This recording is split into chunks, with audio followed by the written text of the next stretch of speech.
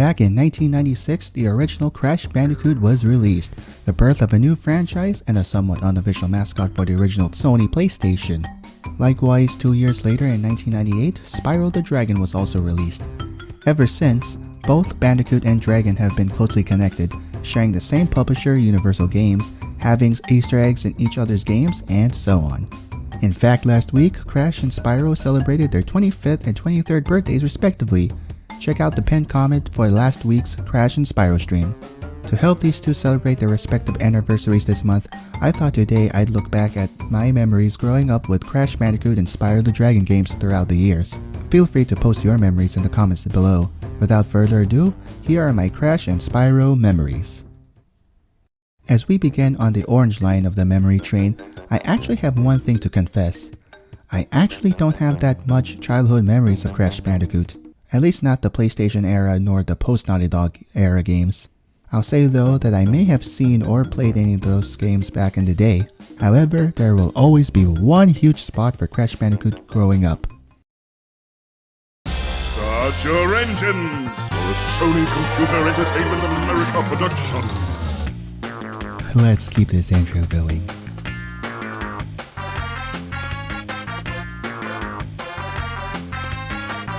Fasten your seatbelts for another Naughty Dog creation.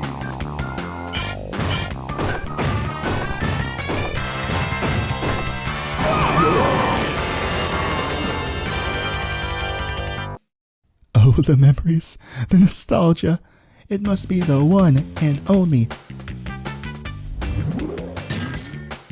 Crash Team Racing. Eat your heart out, plumber boy. This is my Mario Kart. You see, there was once a time I owned an original PlayStation and had a few games including Atlantis, Bugs Life, DDR, and of course, CTR. I mean, where do I even begin? So many memories from Crash Team Racing, the music, the graphics, the booster things on the tracks, and various power-ups you get when driving into the crates.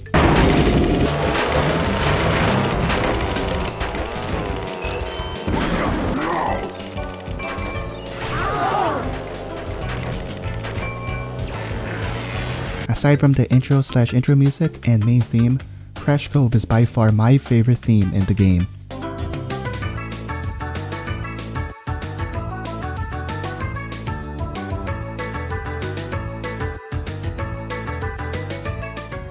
Speaking of which, can't forget about racing on the tracks either. Crash Cove, Rose Tube, Tiger Temple, Sewer Speedway, Polar Pass, Tiny Arena, Engine Labs, Oxide Station, the whole 9 yards. Though I never completed the adventure mode, I used to play as Polar a lot. After all, how can you resist this polar bear? And his blue cart? Anyways, looking back at how I saw the tracks in original PlayStation 1999 graphics is something I can never forget. Heck, besides the drifting, one of the biggest things that come to mind just by mentioning CTR is the image of jumping in the air only to land and perform a mini speed boost.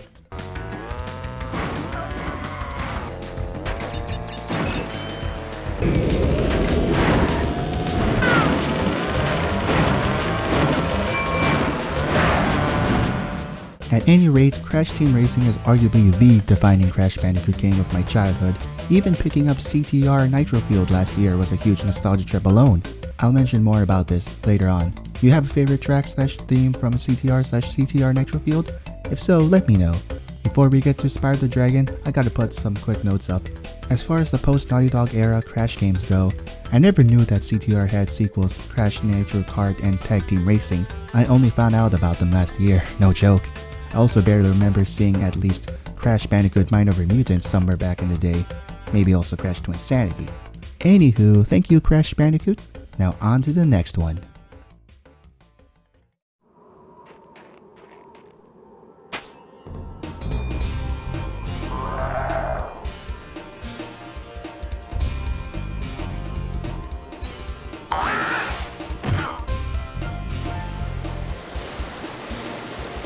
Ah yes, the purple boy, Spyro the Dragon. Now I have a little more memories of Spyro than Crash outside of CTR, mainly around Spyro 2 Ripto's Rage and Spyro 3 Year of the Dragon. CTR is also involved, naturally. How, you may ask? Back in the PlayStation era, Crash and Spyro had hidden playable demos of each other's games in each other's games. With CTR back in the day, I somehow looked up the hidden code to unlock the Spyro demo in Crash Team Racing.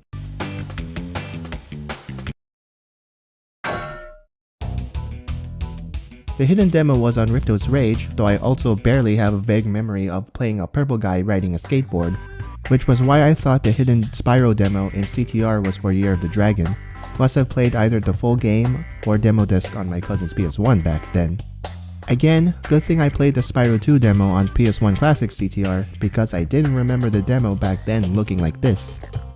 I didn't grow up with post-Insomniac games Spyro, so I then just knew of him and Crash in passing. And by the time Skylanders arrived in 2011, I wasn't impressed. Even a guy who barely played Spyro growing up knew that this wasn't the real Spyro. I mean, just look at him. Especially compared to what would become his Skylanders Academy design, Skylanders game Spyro just looks ugly. Sorry man, but it's true. At least Academy Spyro can have charm in his eyes and facial expressions. So I largely didn't pay attention to the Skylanders era throughout the years, until holiday 2018 with the Spyro Reignited Trilogy. It also ironically took until then to discover that the Crash Bandicoot N Sane Trilogy existed for over a year already. Whoops! I discovered the Reignited Trilogy through a little news channel you might have heard of called Review Tech USA, that Activision would only include the first Spyro game on disc, and that Spyro 2 and 3 would have to be downloaded separately. What sense does that make, Activision? Fast forward, I wasn't able to pick up Reignited until March 2020, right before the pandemic hit. From then on out, I slowly got to finally buying N Sane and even Crash Team Racing Nitro Fueled through the summer of 2020. Oh, and on a final note, did I mention that I took until last year to discover that the Legend of Spyro trilogy from 2006 to 2008 existed? I didn't remember hearing about those games during their prime. I remember Happy Feet in 2006, but not Legend of Spyro: A New Beginning.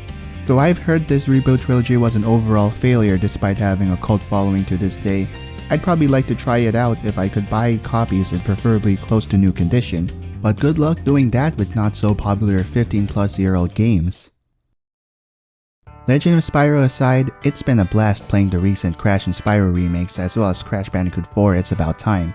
I still suck playing Crash games including It's About Time, but the latter is at least a tad bit easier compared to N Sane Trilogy. With Spyro Reignited, the first Spyro is also my first PlayStation Platinum trophy.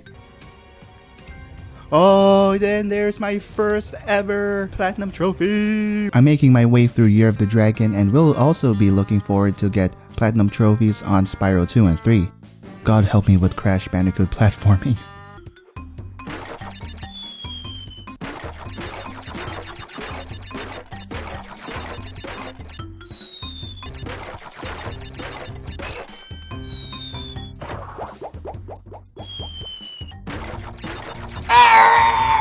Overall, I wish I had more experiences with the Bandicoot and Dragon throughout my life, but I'm still thankful that Reignited and crew has made me a new and active fan of the franchises.